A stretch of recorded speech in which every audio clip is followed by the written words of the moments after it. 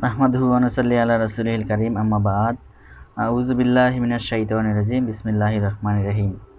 প্রিয় সুধী, আসসালামু আলাইকুম ওয়া রাহমাতুল্লাহি ওয়া বারাকাতুহু। আমি আজকে উলিয়াদের হাতে, পীর মুর্শিদের হাতে বায়াত হওয়া নিয়ে কিছু আলোচনা করব। সকলেই সাথে থাকবেন। ধন্যবাদ।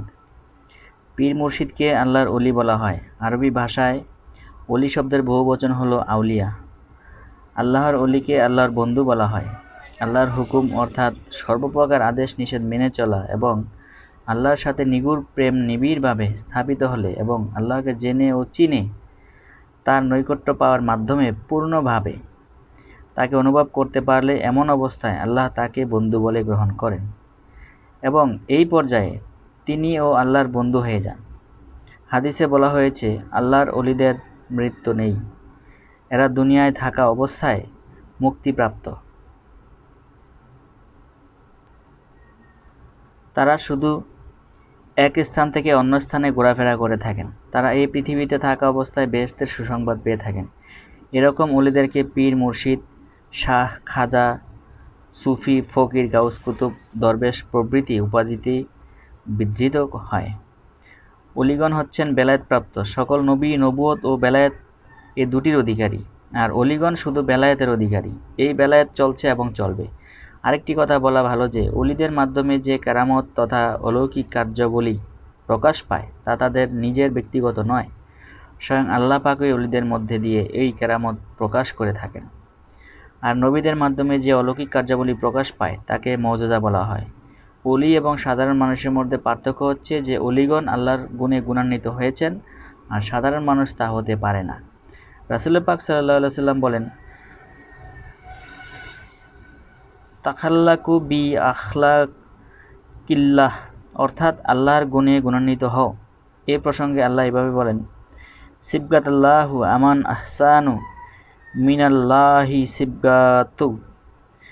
অর্থ, এটা হচ্ছে সূরা বাকারার 138 নম্বর আয়াত। অর্থ, আল্লাহর রঙে রঞ্জিত, আল্লাহর রং অপেক্ষা করো সৌন্দর্য উত্তম আল্লাহর রং অপেক্ষা কারো সৌন্দর্য উত্তম নয়। সেই জন্যে বলছি, আল্লাহর রঙে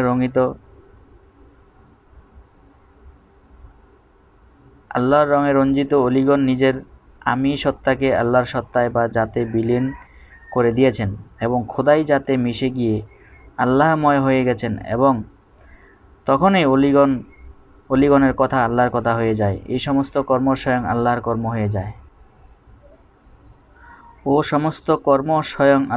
হয়ে যায়। পক্ষান্তরে সাধারণ মানুষের নিজের আমিত্ব, ব্যক্তিত্ব, নফসানিয়াত ও রিপুসমূহ নিজের মধ্যে প্রকট থাকে বিধায় সে আল্লাহময় জগতে প্রবেশ করতে পারে না। সাধারণ মানুষ স্থূল জগতে থাকেন এবং স্থূল কাজকর্মের সাথে সম্পৃক্ত থাকেন, আর আল্লাহর ওলিগণ আধ্যাত্মিক জগতে প্রবেশ করে আধ্যাত্মিক ক্ষমতার অধিকারী হন এবং তখন তার মধ্যে খোদাই সিফাত গুণাবলী প্রকাশ পায়। এই পর্যায়ে তুমির সাথে আমি মিশে গিয়ে তুমি আর আমি এবং আমি আর তুমি হয়ে যায়। আল্লাহর ওলি যখন ফানার স্তরে অতিক্রম করে বাকার স্তরে তথা আল্লাহময় জগতে স্থিত হন, তখন এই পর্যায়ে তুমি আর আমি এবং আমি আর তুমি এই তিনটি শব্দের মাঝখানে আর শব্দটি থাকে না। একেই বলা হয় তত্ত্বমসি। আল্লাহ এভাবে বলে দিয়েছেন, আল ফখরু ফখরি ওয়াল ফখরু মিন্নি, হাদিস কুদসি। অর্থ, আমি ফকিরের ভেদ আর ফকির আমার ভেদ।